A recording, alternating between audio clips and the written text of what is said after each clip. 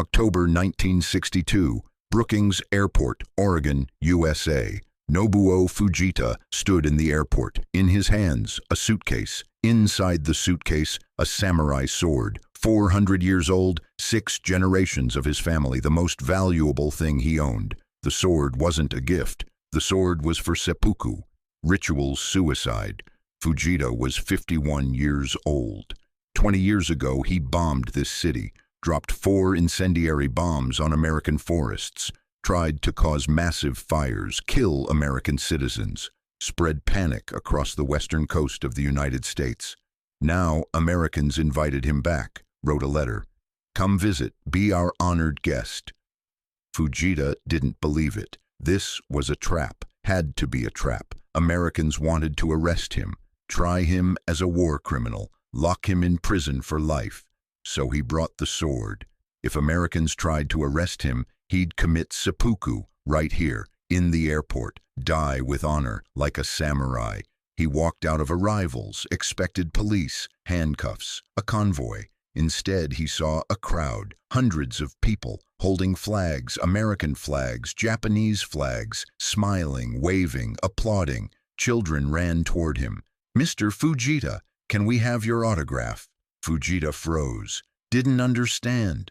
These people should hate him. He bombed their city 20 years ago. He was the enemy. The mayor approached, extended his hand. "Welcome to Brookings, Mr. Fujita. We're very glad you came." Fujita began to cry. 20 years of guilt, 20 years of nightmares, 20 years thinking Americans wanted his blood. All of it was wrong. Americans forgave him, invited him as a friend, welcomed him as a hero. This is the story of how enemies become friends, how guilt transforms into redemption, how a sword meant for death becomes a symbol of peace. This is the story of the only man in history who bombed the continental United States twice, and how he came back to apologize. September 1942, the mission that shouldn't work, Pacific Ocean, 50 miles west of the Oregon coast. September 9th, 1942, 5:30. Japanese submarine I-25 surfaced. Lieutenant Commander Meiji Tagami gave the order. "Prepare the aircraft." Crew rushed onto deck, opened the hangar. Inside, a small float plane, Yokosuka E-14Y, Allied nickname, Glenn. 2-seater, reconnaissance, not a bomber. Folding wings, folding tail, designed to fit inside a submarine. Crew assembled the aircraft on deck. 20 minutes of work, wings unfolded, tail unfolded, floats attached. Nobuo Fujita watched the aircraft. He was 31 years old, experienced naval pilot, over 1,000 flight hours, participated in reconnaissance missions over Pearl Harbor before the attack, over Sydney, over Wellington, but never bombed ground targets. His aircraft was a scout, had no bombing equipment until today. On deck lay 2 bombs, 76 kilograms each, incendiary, napalm, designed to create forest fires. The mission was simple: take off from the sub, fly to shore, find Oregon forests, drop bombs, cause massive forest fires, divert American resources, spread panic. Theoretically, the mission was genius. Practically, it was insane. The aircraft was too small, could carry only 2 bombs, range limited, 90 kilometers. If he didn't find the sub on return, he'd die in the ocean. American air defense on the West Coast was strong. Fighters, radar, anti-aircraft guns. If detected, he'd be shot down. But orders are orders. Fujita climbed into the cockpit. His observer, Petty Officer Shoji Okuda, sat behind. 2 men, 1 small aircraft, 2 bombs. A mission that shouldn't work. 05:45, catapult. Aircraft launched from submarine deck. Engine screamed. Aircraft climbed, turned east, toward America.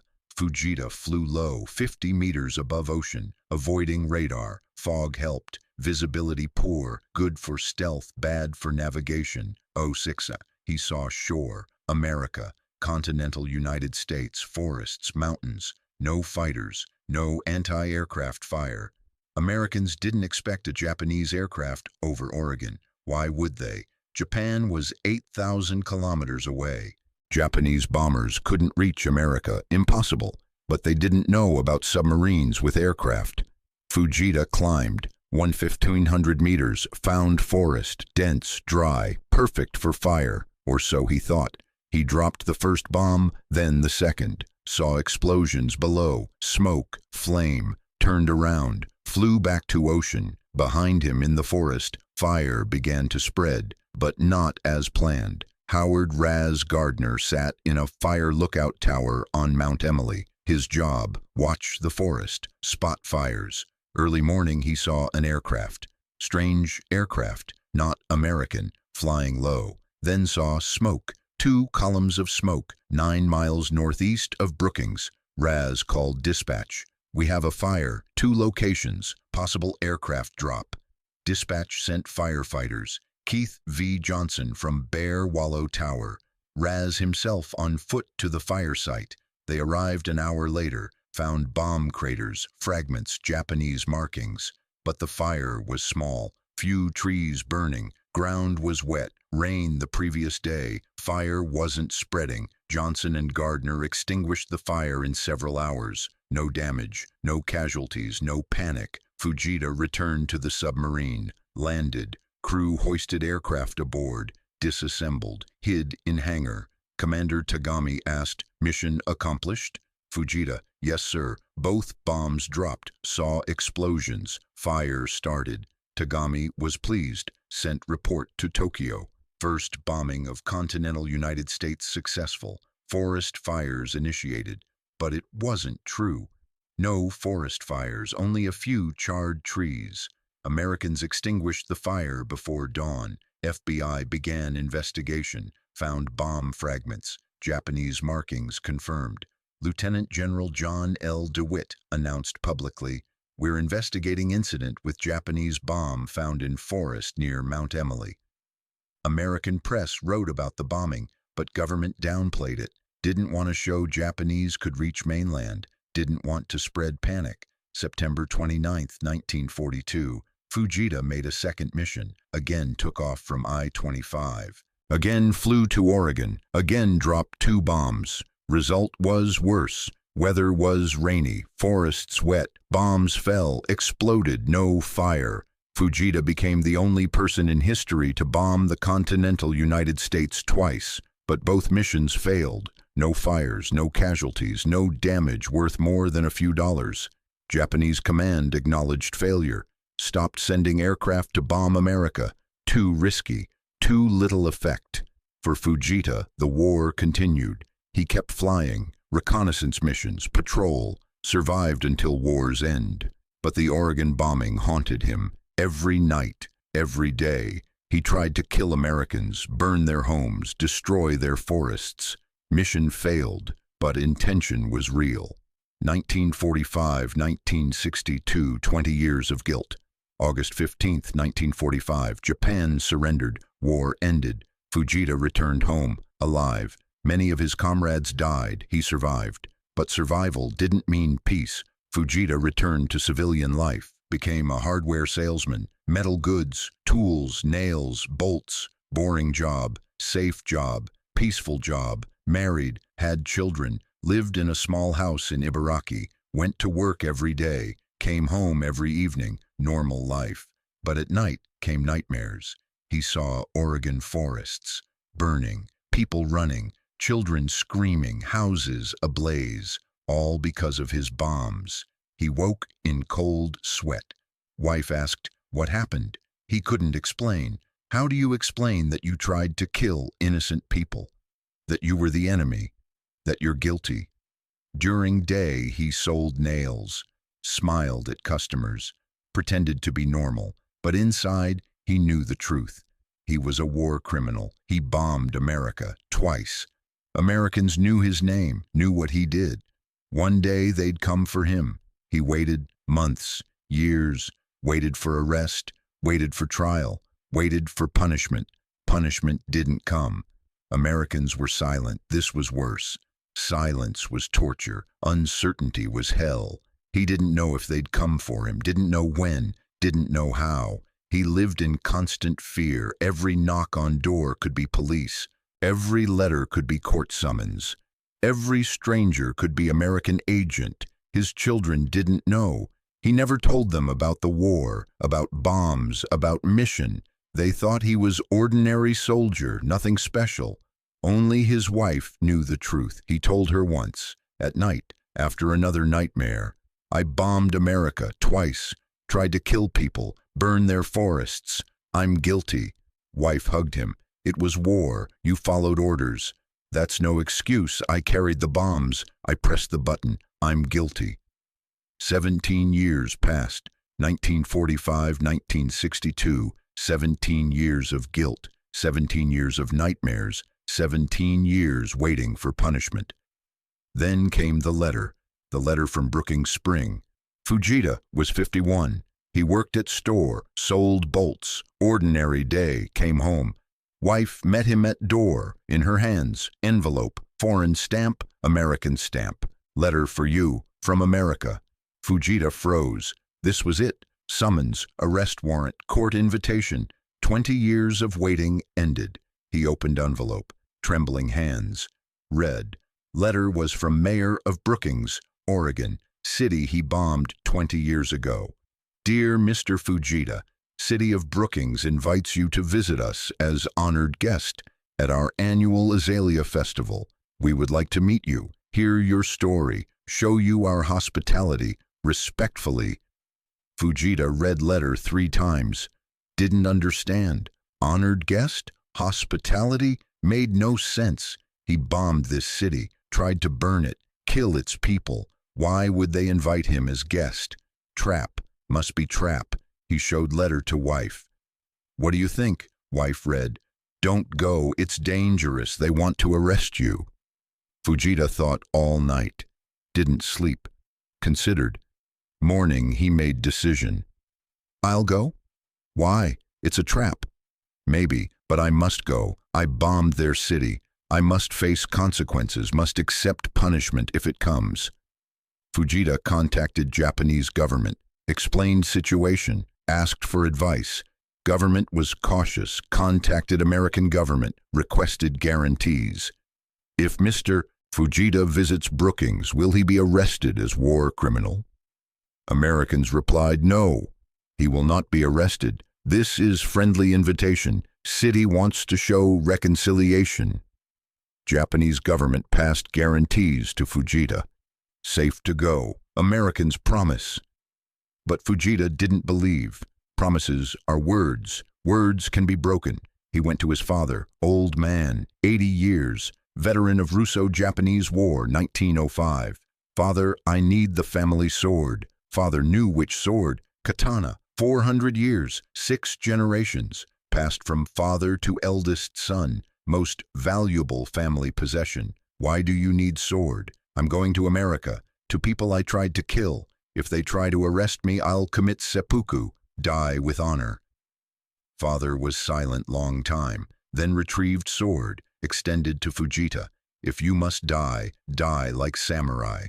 October 1962, return to crime scene. Fujita flew to America, flight from Tokyo through Hawaii to San Francisco, then small plane to Brookings. In suitcase, sword, wrapped in silk, hidden under clothes. Customs didn't check, didn't know what he carried. On plane, he held sword on lap.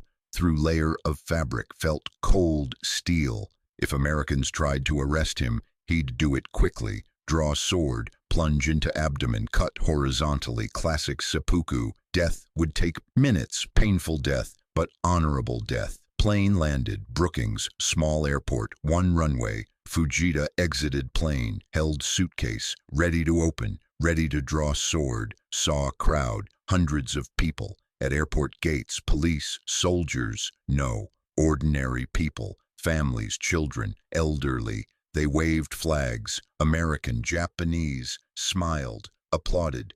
Fujita stopped, didn't understand. Children broke through gates, ran toward him.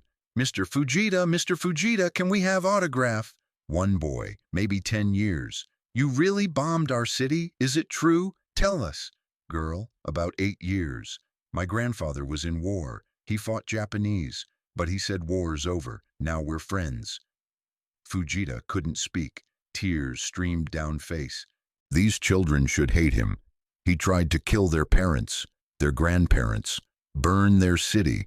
Instead, they asked for autographs, looked at him with admiration, like hero. Mayor approached. Elderly man, gray hair, kind smile, extended hand.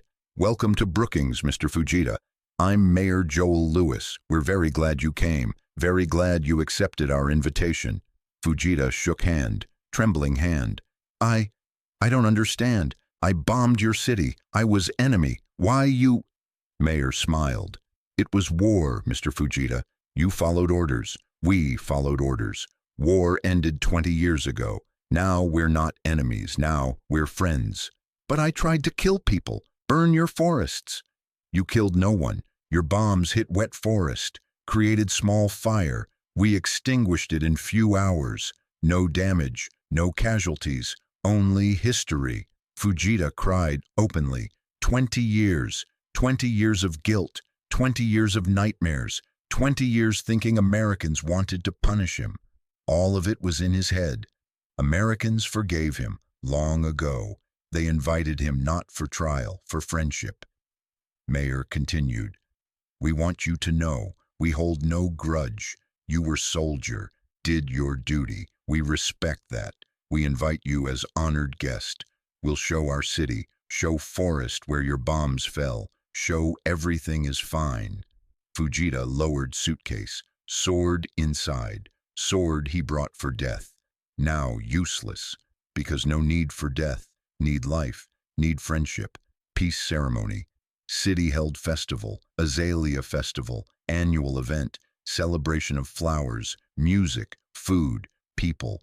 Fujita was honored guest, sat on platform, next to mayor. Thousands of people watched. Mayor stood, began speech. 20 years ago, our city was attacked. Japanese pilot dropped bombs on our forests. We could hate this pilot, could hold grudge, could demand revenge. Crowd was silent, but we chose different path of forgiveness, path of friendship, because war is not eternal. Enemies don't remain enemies forever. If we hold grudge, grudge holds us. Applause. Today we welcome Mr. Nobuo Fujita, man who bombed our city, not as enemy, as friend, as honored guest, as symbol that past can be forgiven, future can be built together. Mayor turned to Fujita. Mr. Fujita, on behalf of Brookings, I present you honorary citizenship. You're now one of us. Welcome home. Fujita stood, couldn't speak, too many emotions. He cried. Crowd applauded. He finally spoke, quiet voice, in Japanese. Translator translated. 20 years I lived with guilt. Thought you hated me. Thought I deserved punishment. Thought I could never atone for what I did. He retrieved suitcase, opened, took out sword, wrapped in silk, unwrapped. Katana gleamed in sunlight. Crowd gasped. Sword was beautiful, ancient, precious. I brought this sword ready to die. Thought you'd want to punish me. Thought I'd commit seppuku if you tried to arrest me. But you showed me kindness, showed forgiveness. He extended sword to Mayor. This sword belonged to my family 400 years, 6 generations, most valuable thing I have. I give it to your city as sign of peace, as sign of friendship, as sign that enemies can become friends, that past can be forgiven. Mayor took sword, held it with both hands, with respect. We accept this gift. We'll preserve it. We'll show our children. We'll show our grandchildren. As symbol that peace is possible, that forgiveness is possible, that friendship is stronger than war. Crowd applauded standing. Children cried, elderly cried. War veterans who fought against Japan applauded Japanese pilot. Fujita hugged Mayor. 2 former enemies, now friends, returned to forest. Next day, Mayor drove Fujita to forest, to place where bombs fell 20 years ago. They drove dirt road, through mountains, through forest, stopped at clearing. Here's where first bomb fell, Mayor said. Fujita exited car, looked at forest. Trees grew tall, green, healthy, no trace of fire, no trace of destruction. Where's crater? Fujita asked. There, but forest overgrew. Nature healed wound. Fujita approached spot, knelt, touched ground. I dropped bomb here, tried to destroy this forest, but forest survived, forest forgave. Mayor placed hand on Fujita's shoulder. Not only forest forgave, we all forgave, Fujita cried. 20 years of guilt washing away. Here, in this forest, where he tried to create hell, now was paradise. Epilogue. 5 returns, 1962. First visit, forgiveness. Sword remained in Brookings. First in City Hall, later in library. Displayed in glass case. Plaque explains. 400-year-old samurai sword, gifted by Nobuo Fujita, only person to bomb continental United States in World War II. Gift as sign of peace and friendship, 1962. 1985, Fujita invited 3 students from Brookings Harbor High School to Japan, showed them his country, his culture. President Ronald Reagan sent letter to Fujita with admiration for kindness and generosity. 1990, Fujita returned to Brookings. Third visit, met old friends, new friends, children from 1962, now adults, with their own children. 1992, fourth visit, Fujita was 81. He returned to forest, to place where bombs fell 50 years ago. Brought sapling, planted tree, symbolic act. Destruction becomes creation. War becomes peace. He said, 50 years ago, I tried to burn this forest. Today, I plant tree. I cannot change past, but I can help grow future. 1995, fifth and final visit.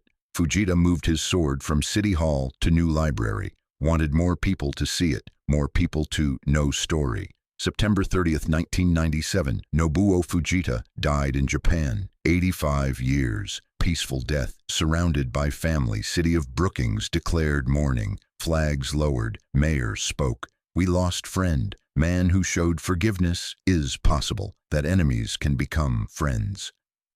October 1998, Fujita's daughter, Yoriko Asakura, came to Brookings, brought urn with father's ashes. City organized ceremony. They went to forest, to tree Fujita planted in 1992. Tree had grown, tall, strong, green. Yoriko scattered father's ashes at tree's roots. Said, Father wanted to be here, wanted to remain in place where he found forgiveness, where he found peace. The irony man who tried to burn American forest, now forever part of that forest. His ashes feed tree he planted. Tree grows from ashes of his guilt, from forgiveness he received. Sword he brought for death became symbol of life. Hangs in library. Children look at it, ask, why Japanese sword here? Librarians tell story about pilot, about bombs, about guilt, about forgiveness, about how enemies became friends. Some children don't believe.